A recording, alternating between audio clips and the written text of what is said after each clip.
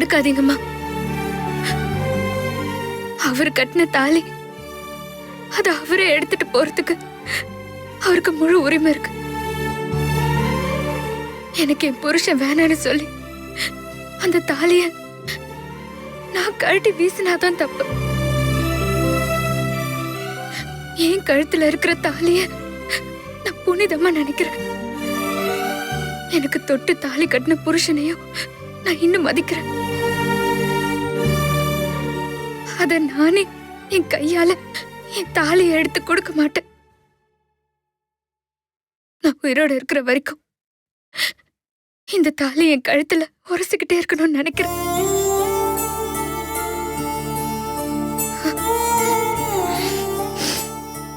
நான் உயிரோட இருக்கும் போதே என் கழுத்துல இருக்கிற தாலி இறங்குறத நான் விரும்பல. ஏன்னா அது என் புருஷன் செத்து போனதுக்கு சமம்.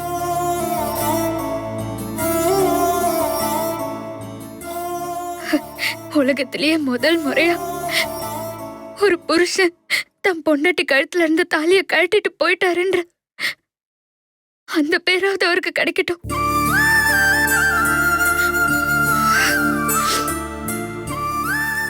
இனிமே இந்த மாதிரி யாரும் செய்யாம இருக்க இந்த சம்பவம் ஒரு முன் உதாரணமா இருக்கட்டும். சரி வாங்க, நீங்க கட்டின தாலிய உங்க கையாலே கழட்டி எடுத்துட்டு போங்க மச்சான்.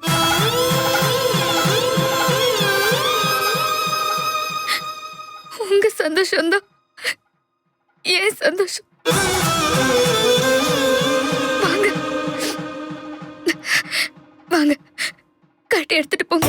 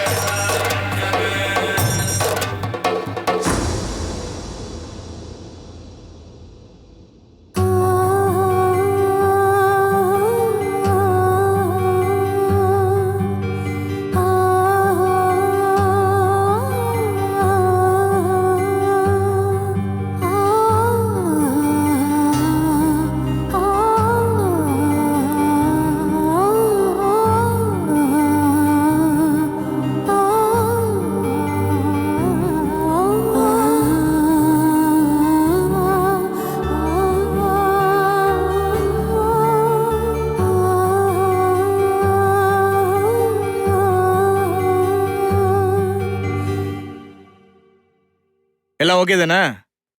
இல்ல நான் வந்து முடிக்கட்டுமா? விலை ஓகே தானே?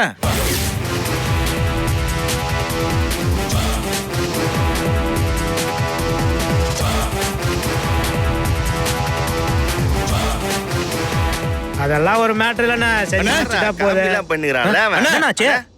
அண்ணா ஏய், ஏன்டா தடிக்க விழுந்த மாதிரி வர, இல்ல பிச்சை எடுக்கிற மாதிரி வர? அண்ணா நான் சீரியஸா பேசிருக்கேன். என்ன காமெடி பண்ணிட்டு ஏய், இருக்க? நிப்பாட்டு. ஏசி பொண்ணுரங்க வராரு, அதான சொல்ல வர? ஆமா.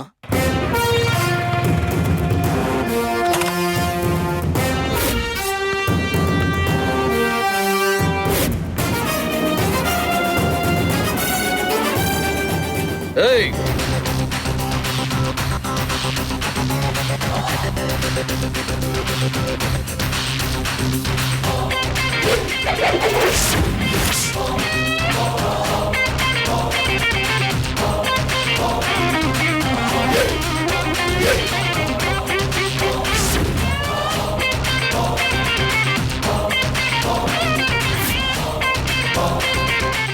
சாரி ஏசிபி சார், புதுசா யார் வந்தாலும் நான் தான் போய் பார்ப்பேன். ஆனா நீங்களே என்ன நேர்ல வந்து பார்த்தது ரொம்ப சந்தோஷமா இருக்கு. ஒன்னும் இல்ல அடைக்கலாம். என் 2 கையும் உனக்கு வேணும்னு கேட்டியாமே. என்னோட கையை வெட்டி கொண்டு வரவனுக்கு இந்த கையை கொண்டு வந்தா 5 லட்சம், இந்த கையை கொண்டு வந்தா 5 லட்சம், மொத்தம் 10 லட்சம் தரேன்னு சொன்னியாமே. ம்? ம்? எதுக்கு உனக்கு வீண் செலவு? நானே வந்திருக்கிறேன்.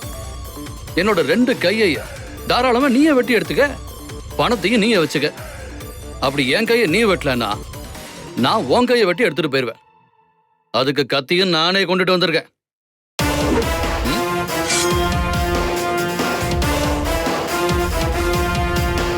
ம், புடி. கத்தி ரொம்ப பழசா இருக்கு. வேண்டாம் ஏசிபி சார், இந்த அடைக்கலம் சொல்றத செய்வான். நீ சொன்ன மாதிரி என் 2 கையை மட்டும் இல்ல, 2 காலை வேண்டாலும் வெட்டிக்க. என்னைய வெட்டாம வெளியே விட்டுறாத. விட்டேன்னு வச்சுக்க, ஆளுங்க முன்னாடி சொல்றேன், நாளையில இருந்து உன் பேர் இருக்கும், ஆனா நீ ஆள் இருக்க மாட்ட. அடைக்கலாம், நீ இந்த பூமிக்குள்ள அடக்கலமாயிருவ. நான் இப்ப யாரையும் துணைக்கு கூட்டு வராம தனி உறவுனாத்தே வந்திருக்கிறேன். வரும்போது யாருக்கிட்டையும் சொல்லிட்டும் வரல. தனி ஆம்பளையா சோழ வந்தேன் பொண்ணுரங்கமாத்தேன் வந்திருக்கிறேன். நீ எப்படி? என்ன ஏசிபி, காக்கி சட்டை போட்டிருக்கேன்னு பாக்குறேன். நீ மட்டும் காக்கி சட்டை போடாம வந்திருந்தேன்னா இங்க நடக்கிறதே வேற. அப்படியா? சரி, காக்கி சட்டையை கழட்டிடுற. என்ன நடக்குதுன்னு பாப்போம்.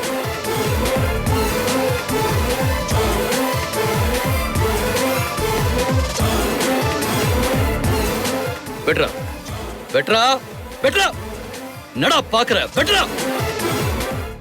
ஏய், இவனை வெட்ட சொல்றா. டேய், சொல்லுங்கடா, வெட்ட சொல்லுங்கடா, வெட்ட சொல்லுங்கடா உங்க அண்ணனை.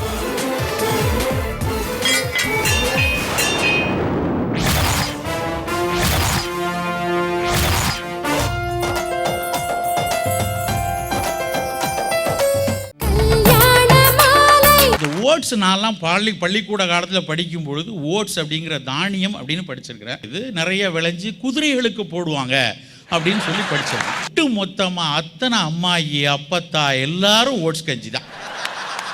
அதில் வேற ஒரு சில பேர் நினச்சிட்டு இருக்காங்க, ஓட்ஸ் கஞ்சி சாப்பிட்டா அப்படியே 0 சைஸ் இடுப்பு வந்துரும்ட்டு எல்லாரும் காலையில் ஓட்ஸ் கஞ்சி.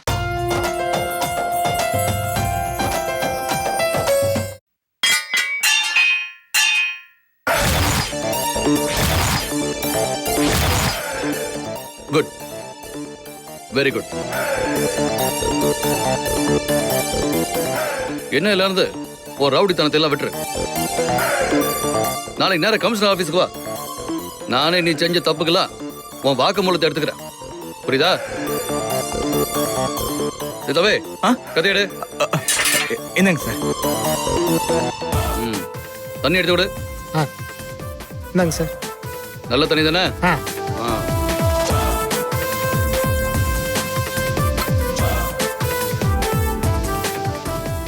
ஏய், நாளையில இருந்து நீங்க எல்லாம் போய் வேற பொழப்ப பாத்துக்குங்க.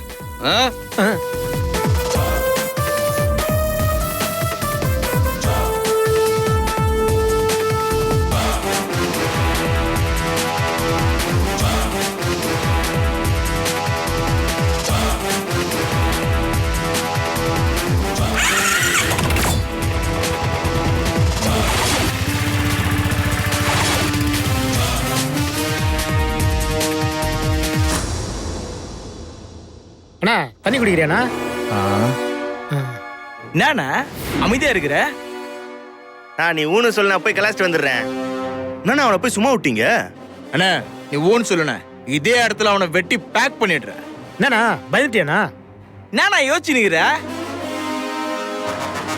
என்னண்ணா தொழில விட்டுற போறியா? அப்ப நம்ம பொழப்ப? முட்டாள், அவன் வாழைமரம் இல்லடா வெட்டி சாய்க்கிறதுக்கு. அவன் ஆலமரம். நின்னு நிதானமா தான் காலி பண்ணணும். அவன் நாளைக்குள்ள என்ன சரண்டர் ஆக சொல்லியிருக்கான். ஆனா நாளைக்குள்ள அவன் உயிரை என்கிட்ட சரண்டர் பண்ணணும். போங்கடா. சரிங்க. சரிண்ணா.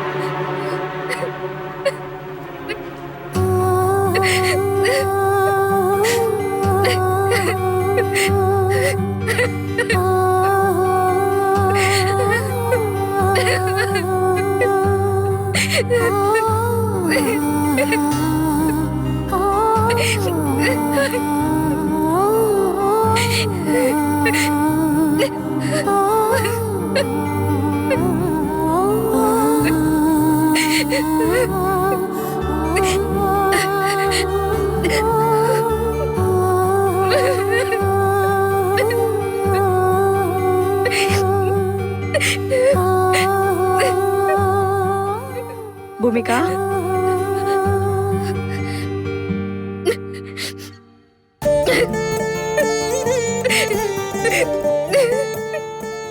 பூமிகா,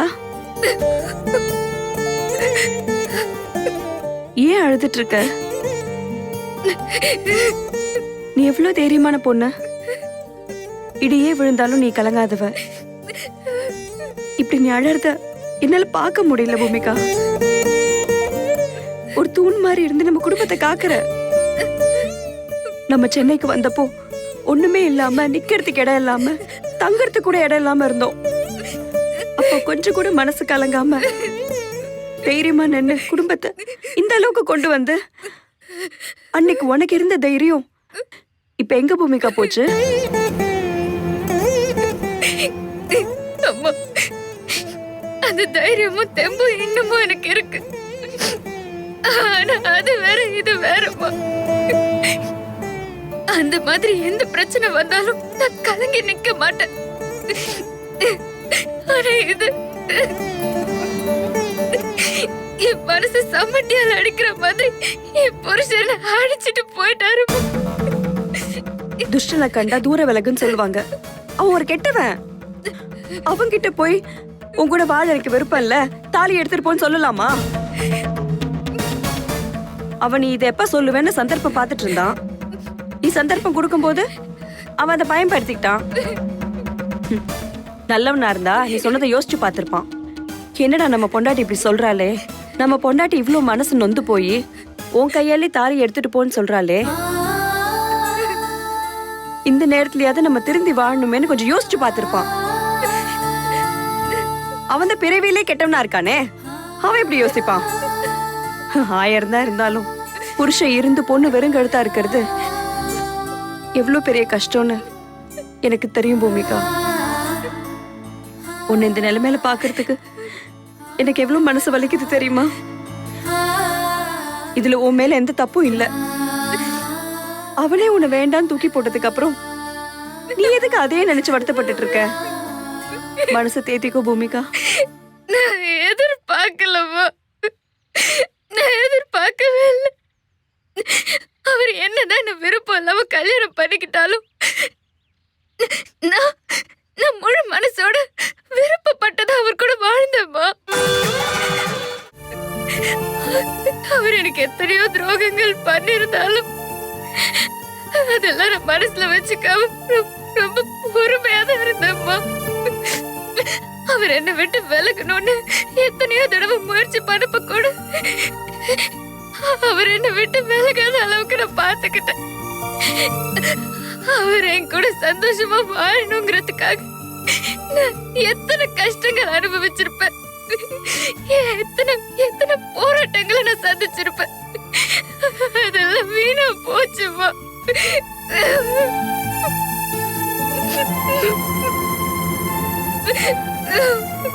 எந்த புருஷனா இருந்தாலும் நீ கட்டின தாலி எடுத்துட்டு போ அப்படின்னு சொன்னா அது மாதிரி எல்லாம் பண்ண மாட்டாங்க.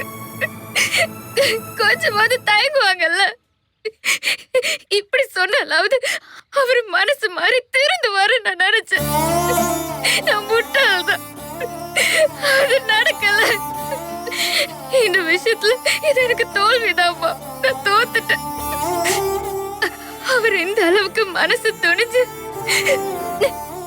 அவர் கட்டின தாலிய என் கழுத்துல இருந்து எடுப்பாருன்னு நான் கொஞ்சம் கூட நினைக்கல. என் மனசு சுக்கு நோர உடைஞ்சு போச்சுமா.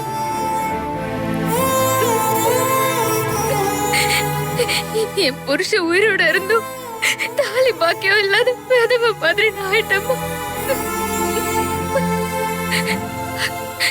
என் குழந்தை அப்பான்னு யாரம்மா கூப்பிடும்? இது எனக்கு மட்டும் கிடைச்ச தண்டனை இல்ல. என் குழந்தைக்கு சின்ன வயசுல கிடைச்ச தண்டனை பாத்தீங்களா? இதோ இந்த சின்ன குழந்தை என்னம்மா தப்பு பண்ணுச்சு? இதுக்கு ஏமா அந்த தண்டனை? அவரு திருந்தி பழக்கிறதுக்கு நான் அவருக்கு ஒரு சோதனை வச்சேன். ஆனா என்ன ஆச்சு?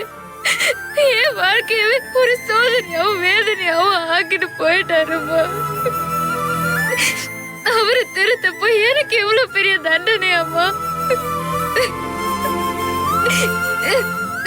திருந்தி என் கையை பிடிச்சு வாழ வைப்பாரு நினைச்சேன்.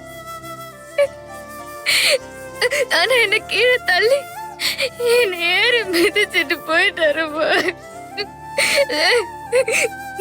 நான் அவர்கிட்ட தோத்து போயிட்டேமா. இல்ல பூமிகா, நீ பூமி தாய். நீ ஒரு பூமி மாதிரி எல்லா பாரத்தையும் தாங்குறவ நீ. பூமி தாய் எப்படிம்மா தோத்து போவா? இத பாரு, உனக்கு தோல்வியே கிடையாது. வெற்றி தோல்வி எதுவுமே ஒண்ணு கிடையாது பூமிகா. நான் போய் அம்மன் படத்துக்கு முன்னாடி வச்சு ஒரு மஞ்சள் கயிறு எடுத்துட்டு வரேன். அது கழுத்துல கட்டிக்கோ. அம்மா நில்லுங்கம்மா. வேண்டாம்மா. அவர் எப்ப என் தாலியை கட்டிட்டு போயிட்டாரோ இனிமே என் கழுத்துக்கு தாலி தேவையில்லை.